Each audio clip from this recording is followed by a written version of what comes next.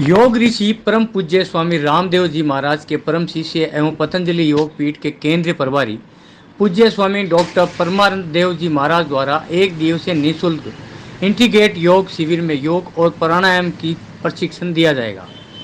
इस एक दिवसीय इंटीग्रेटेड योग शिविर का आयोजन दिनांक 15 अक्टूबर 2022 प्रातः 5:30 से 7:30 बजे कृष्णा गार्डन राष्ट्रोरी कुआ में किया जा रहा है।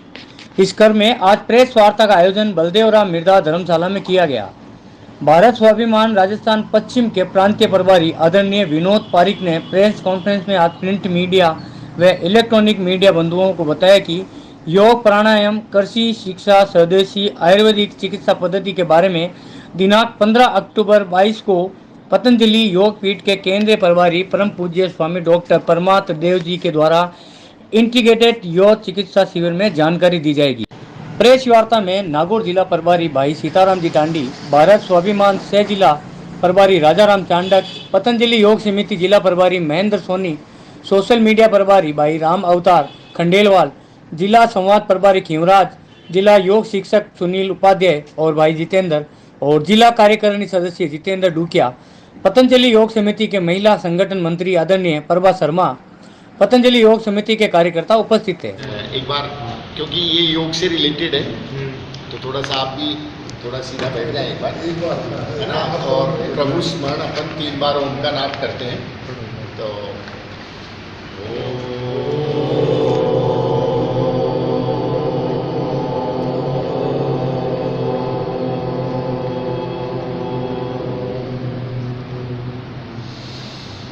सर्वे भवन्तु सुखिनः, सर्वे सन्तु निरामयाः, सर्वे भद्राणि पश्यन्तु, मा कश्चित् दुःखभाग् भवेत्। ओम शांति शांति शांति। परम पूज्य प्रातः स्मरणीय गुरुवर योग ऋषि स्वामी रामदेव जी महाराज के श्री चरणों को कोटि से नमन करते हुए लोकतंत्र का जो मुख्य स्तंभ है पत्रकारिता,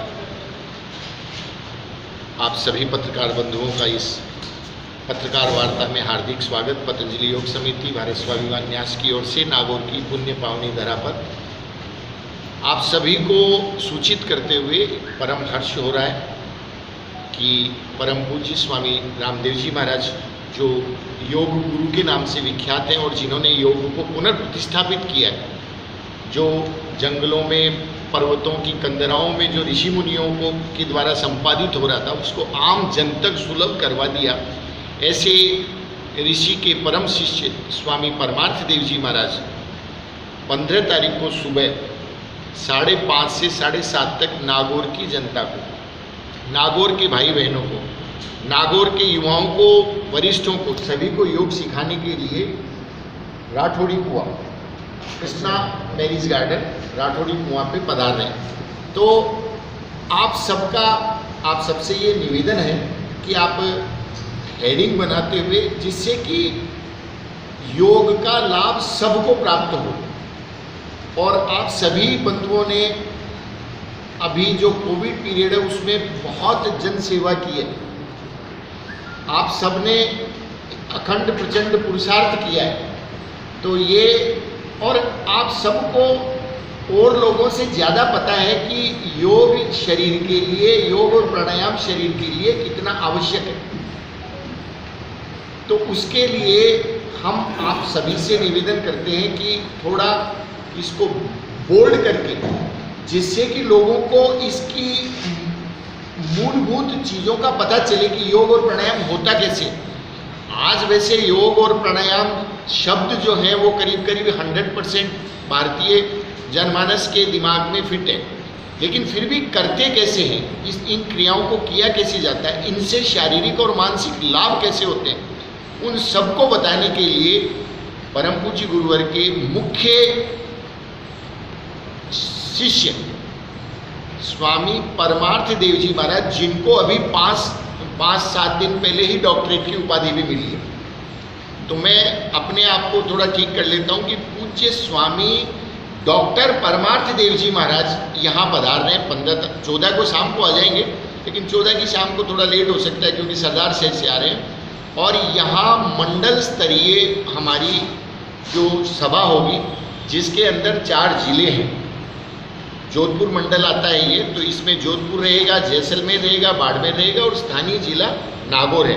मैं आपका परिचय करवा दूं कि हमारे जिला के प्रभारी, भारत स्वाभिमान न्यास के जिला प्रभारी हैं आदरणीय भाई सीताराम जी तांडी, आदरणीय भाई राजा राम जी चांडक जो हमारे संरक्षक भी हैं, बहन प्रभा शर्मा जी जो हमारी संगठन मंत्री हैं, और आदरणीय भाई रामावतार जी खंडेलवाल जो हमारे सोशल मीडिया की आज के टाइम में आपके साथ में सोशल मीडिया भी बहुत अच्छा कार्य कर रहा है। ऐसे सोशल मीडिया के हमारी जिला प्रभारी हैं, मैं भाई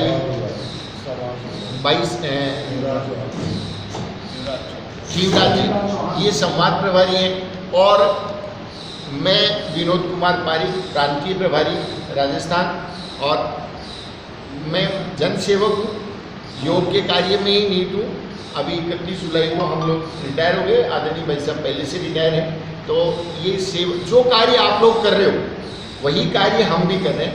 हम एक सीमित क्षेत्र में सीमित हैं, आप लोगों की लिमिटेशंस नहीं है, आप लोग हर क्षेत्र में समाज सेवा कर रहे हो, हम खाली योग और प्राणायाम की सेवाएं कर रहे हैं। तो इसलिए आप सभी बंधु मेरे से पुराने परिचित हैं। परम पूज्य स्वामी जी महाराज जब 2009 में यहाँ पधारे थे तब भी आप लोगों से निरंतर मैं संपर्क में रहता था। उस टाइम पे एक बहुत ही एक तरह से बहुत ही कर्मठ यहाँ के आज भी जो कलेक्टर साहब हैं वो बहुत कर्मठ है, लेकिन उस टाइम डॉक्टर समीर शर्मा जी थे तो उन्होंने भी काफ़ी इंटरेस्ट लेके, और एसपी साहब थे डॉक्टर बालगोपाल जी वर्मा के उस टाइम पे, उन्होंने काफ़ी इंटरेस्ट लेके और बहुत ही बृहद कार्यक्रम हुआ था योग का। तो वैसा ही कार्यक्रम हम लोग आदरणीय कलेक्टर साहब से और एसपी साहब से अभी मिलेंगे, तो उनसे भी निवेदन करेंगे कि वो भी पधारें और इस कार्यक्रम की शोभा बढ़ाएं। तो और पूरे जन एक तरह से जन जागरण करना है। आपने देखा होगा कि सबसे पहले इस कोविड में सबसे पहले इफेक्ट क्या होता था, सबसे पहले जो इफेक्ट होता था वो फेफड़ों पे होता था, और फेफड़ों के अंदर जब आप प्राणायाम करेंगे तो सबसे पहले फेफड़े ही आपके मजबूत होते हैं। प्राणायाम के जो तरीके हैं वो आपको वहाँ स्वामी जी महाराज बताएंगे। मैं आपको छोटी सी एक क्रिया छोटा सा बताता हूँ कि आप जब भी किसी डॉक्टर के पास जाते हो तो वो आपको क्या बोलेगा कि डीप ब्रीदिंग बहुत बेनिफिशियल है, लेकिन डीप ब्रीदिंग होती कैसे? लंबा श्वास भरा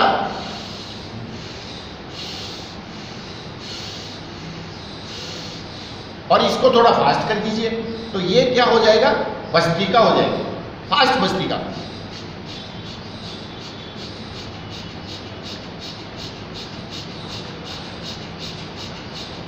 आप 5 मिनट कर देंगे तो आपके पसीने आ जाएंगे, और आपको पूरा ऐसा यहाँ जो सीना है आपका ब्रीदिंग जो है वो कोई प्रॉब्लम नहीं रहेगी। हार्ट की बीमारियाँ इससे ठीक होती हैं, जितनी बीमारियाँ इस शरीर में होती हैं ये इन सब से ठीक होती है। तो बहुत ही सूक्ष्म रूप से, और मैंने आपको ये सब चीज़ें बताई हैं।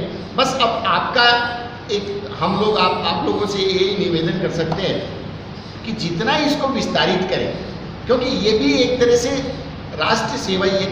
हम लोग पतंजलि योग समिति, भारत स्वाभिमान न्यास, युवा भारत, हमारे 5 संगठन मुख्य संगठन हैं। महिला पतंजलि योग समिति, पतंजलि किसान सेवा समिति, और अभी आने वाले दिनों में परम पूज्य स्वामी जी महाराज शिक्षा के क्षेत्र में भी जा रहे हैं। आप लोग सुने होंगे भारतीय शिक्षा बोर्ड का गवर्नमेंट ऑफ इंडिया ने अप्रूव कर दिए 7 अक्टूबर को, तो उसके भी जो अध्यक्ष हैं वो परम पूज्य स्वामी जी महाराज हैं। तो जो शिक्षा CBSE बोर्ड से होती थी, जो शिक्षा जैसे अलग अलग बोर्ड से होती थी, वैसे ही भारतीय शिक्षा बोर्ड जिसके अंदर आपकी जो पुरातन संस्कृति है, जिसके ऊपर कई सालों तक कुठाराघात हुआ, और जिसका एक तरह से इतिहास ही बदल के लिखा, उस संस्कृति को पुनर्प्रतिष्ठापित पुनर्जीवित करने के लिए, और बच्चों को आप सब जानते हो बालमन जो होता है 10वीं क्लास तक अपन जो चीज़ पढ़ते हैं वो आपको ताउम्र याद रहती है। मुझे नहीं लगता है कि जो अपन ने ग्रेजुएशन में या पोस्ट ग्रेजुएशन में या जो टेक्निकल कोर्सेज में जो चीज़ें पढ़ी है बहुत ज़्यादा याद रहती है, लेकिन जो चीज़ आपने 5th या 10th क्लास तक पढ़ी है वो ताउम्र याद रहती है। तो ये संस्कारों का निर्माण करना, हमारी सनातन संस्कृति का निर्माण करना, हमारी जो पुरानी गुरुकुलीय शिक्षा पद्धति थी उसका पुनर्निर्माण करना, वो भारतीय शिक्षा बोर्ड का गठन हो गया। अगले साल से ये पूरे भारत में लागू हो जाएगा और अपने को उसके बारे में भी वो बताएंगे, योग के बारे में बताएंगे, आपको कृषि के बारे में बताया जाएगा, आपको योग आयुर्वेद के बारे में बताया जाएगा। स्वदेशी, अब आप लोग स्वदेशी बहुत पहले से सुनते हैं कि स्वदेशी का कोई स्वदेशी अपनाओ, लेकिन स्वदेशी को अपनाने के लिए बोलते तो सब थे, लेकिन स्वदेशी का उनकी टक्कर का किसी ने विकल्प नहीं दे रखा था, वैसे प्रोडक्ट नहीं थे। तो अब आदमी क्या करता था कि स्वदेशी में देखता था तो क्या होता था, जो आयुर्वेद होता था वो चूर्ण की पुड़िया, कोई एलोपैथी की गोली इसके चूर्ण की पुड़िया दे देते थे। फिर और कोई जैसे बढ़िया साबुन है हिंदुस्तान लीवर का या मल्टीनेशनल कंपनी का साबुन है तो उसके बराबर की टक्कर का आपके पास स्वदेशी में कोई साबुन ही नहीं था। तो परम पूज्य स्वामी जी महाराज, आप सुनते होंगे कई जगह कई पत्रकार बंधु भी लिख देते हैं, जैसे साउथ वगैरह में भी लिख देते हैं या यहाँ भी कुछ लिख देते होंगे कि महाराज जी तो बिजनेसमैन हो गए। महाराज जी पहले 2003 से हम लोग संपर्क में महाराज जी के, वो पहले भी 2 कपड़े पहनते थे, आज भी वही 2 कपड़े पहनते हैं। पहले भी इतना सा वो खाना खाते थे, आज भी वो इतना सा ही खा रहे हैं। मैं उनके साथ में जल थल और नभ तीनों जगह रहा हूँ और मैंने ऐसे राष्ट्र ऋषि को कभी भी, ऐसे योग ऋषि को कभी भी नहीं देखा जो मैंने उनको कभी विश्राम करते हुए नहीं देखा। किसके लिए वो कर रहे हैं सब? हमारी आप खुद सोचो, आप सब लोग संभ्रांत लोग हैं, सब पढ़े लिखे लोग हैं। आज से 10 साल पहले योग और प्राणायाम को कितना लोग जानते थे और आयुर्वेद को कितना? आज हर आदमी योग के अंदर डिप्लोमा लेने की सोच रहा है, आयुर्वेद में डिप्लोमा वो कर रहा है, वेलनेस की, इसमें आपको नेचुरोपैथी के अंदर कितने कोर्स हो गए और हर कॉलेज यूनिवर्सिटी ने नेचुरोपैथी योग के ऊपर डिग्रियां शुरू कर दी और बच्चों का स्टैंडर्ड, बच्चों की क्वालिटी, नंबर ऑफ पर्सन्स देखेंगे तो बच्चे बहुत सारा जाने लगे। तो ये क्या हुआ? ये योग प्राणायाम, ये भारतीय संस्कृति तो थी। योग को यूएनओ में परमिशन, हमारे यशस्वी प्रधानमंत्री महोदय ने योग को एक तरह से अंतर्राष्ट्रीय योग दिवस मनाने लगे। आज 210 देश आपके साथ में योग कर रहे हैं। ये भारतीय संस्कृति की जीत है कि नहीं है? जो लोग मानते नहीं थे वो लोग आज योग करने के लिए, तो ये सब राष्ट्रव्यापी ये कार्य चल रहा है और उसमें जो आप लोग जो हैं अपने आप को बहुत, आप चौथा स्तंभ हो, आप लोकतंत्र के सबसे मजबूत स्तंभ, मैं कहता हूँ सबसे मजबूत स्तंभ पत्रकारिता है। तो आप लोगों का ये है कि आप लोग जो अच्छी चीज़ें लिखेंगे उसमें समाज का भलाई होगा और हम सब लोग, ऐसा कोई नहीं है कि जो समाज से जुड़ा हुआ नहीं है, हम सब लोग समाज से ही जुड़े हुए, समाज से ही निकले हुए हैं। तो मेरा पुनः आप सभी से एक विनम्र निवेदन रहेगा कि आप सब लोग भी अपने बच्चों को भी भेजिए, अपने घर से माताओं बहनों को भी भेजिए और आप देखिए हम आपके लिए अलग से व्यवस्था वैसे भी करते हैं और वहाँ भी अलग से आपके बैठने की व्यवस्थाएं अलग से करेंगे और उसमें आप लोग उसका फ़ायदा लीजिए। मेरी उम्र, आई एम रनिंग इन 62, लेकिन यदि आप मेरे से कोई किसी 25 साल का बच्चा, यदि अब वो एथलीट है उसकी बात नहीं कर रहा हूँ, बट नॉर्मल बच्चा, यदि आप 20-25 साल के बच्चे से मेरी, यदि आप कोई भी चीज़ में कराएं, दौड़ में कराएं या जॉगिंग करवाएं या सूर्य नमस्कार करवाएं, तो मैं उससे कम नहीं निकलूँगा एज को देख। हालांकि वो बच्चा एथलीट नहीं होना चाहिए, कल को वो भी प्रैक्टिस में है तो उसको तो कैसे आया, how can I beat him. लेकिन यदि वो बच्चा जैसे 25 साल उम्र का, उम्र रुक सी जाती है। देखिए योग से क्या होता है, योग और प्राणायाम से व्यक्ति जो रोगी होता है वो, आप इसको नोट कर सकते हैं, जो रोगी होता है वो निरोगी होता है। जो रोगी होता है वो क्या होता है, योग और प्राणायाम से निरोगी होता है। जो निरोगी होता है, जो पहले से ही निरोगी है, वो क्या हो जाता है, वो योगी हो जाता है। और जो योगी होता है वो समाज के लिए उपयोगी हो जाता है। आप समझिए, रोग से शुरू करिए आप, निरोगी से क्या हुआ, रोगी से क्या हुआ? निरोगी हुआ, निरोगी से योगी बना और योगी बन के वो समाज के लिए उपयोगी हो गया। आज आपने बहुत सारे ऋषियों को देखा होगा जो कंदराओं में बैठ के अपनी तपस्याएं करते हैं। वो किसके लिए तपस्या करते हैं? वो स्वयं के लिए तपस्या करते हैं। परम पूज्य स्वामी जी महाराज भी स्वयं के लिए तपस्या कर सकते थे, वो भी वहाँ समाज अपने शरीर को और साध सकते थे, लेकिन उन्होंने सोचा कि जब ये विधा मेरे पास आ गई है, मेरे पूज्य गुरुवर ने उनके हमारे दादा गुरु ने उनको दे दी है, तो क्यों ना मैं इस विधा को वापस पुनर्प्रतिष्ठापित समाज में क्यों नहीं करूँ। हालांकि कभी भी ये क्लेम नहीं करते महाराज जी कि योग को मैंने ईजाद किया या प्राणायाम को मैंने ईजाद किया, कभी नहीं ईजाद। वो ये क्लेम जरूर करते हैं कि इसको जन जन तक हमने पहुँचा। पहले क्या होता था, बहुत कुछ लोग गिने चुने लोग होते थे जो योग प्राणायाम करते थे, योग खूब करते थे, प्राणायाम करो, नहीं प्राणायाम मत करना, प्राणायाम करोगे तो ये तो ऋषि मुनियों का काम है। मेरे को खुद को 1998 में एक गुरु मिले, वो मेरे को अनुलोम विलोम करवाने के लिए 2 या 3 बार कहते थे, एक बार इधर से श्वास ले लो, एक बार इधर से श्वास ले लो, वापस ले लो, छोड़ दो, और 2 बार कर लो। और उसको उन्होंने नाम दिया था नाड़ी शोधन। ग्रंथों में भी नाड़ी शोधन ही नाम है, लेकिन परम पूज्य गुरुवर ने ये प्रूव किया कि ये सब प्राणायाम यदि आप एक लिमिटेड टाइम तक करते हैं, एक समय सीमा में करते हैं, तो इनसे ठीक होता है, शरीर ठीक होता है। और आज साइंस भी इस चीज़ को मान गई है कि योग और प्राणायाम करने से ये सारी चीज़ें, हर एक बीमारियाँ ठीक होती है। एक क्रिया होती है उज्जयी क्रिया, ये 108 बीमारियों को होती है उज्जयी। आपके गले से संबंधित, दिमाग से संबंधित, इससे संबंधित गले के जितने भी रोग होते हैं, टॉन्सिल्स है, थायराइड है, जितने रोग होते हैं, आवाज़ का है, आपका जो ये वोकल कॉर्ड है, किसी भी चीज़, पेट की बीमारियां, हार्ट की बीमारियां, 108 बीमारियों को एक क्रिया ठीक करती है। ये हमारे ऋषि मुनियों की ईजाद की हुई चीज़ें हैं। इसीलिए हम कहते हैं योगेन चित्तस्य पदेन वाचा मलम शरीरस्य च वैद्यकेन योपाकरोतं प्रवरं मुनिना पतंजलिं प्राञ्जलिरानतोष, पतंजलिं प्राञ्जलिरानतोष। ऐसी ये सब। ये शिविर कितने दिनों तक चलेगा, कितने बजे शुरू होगा?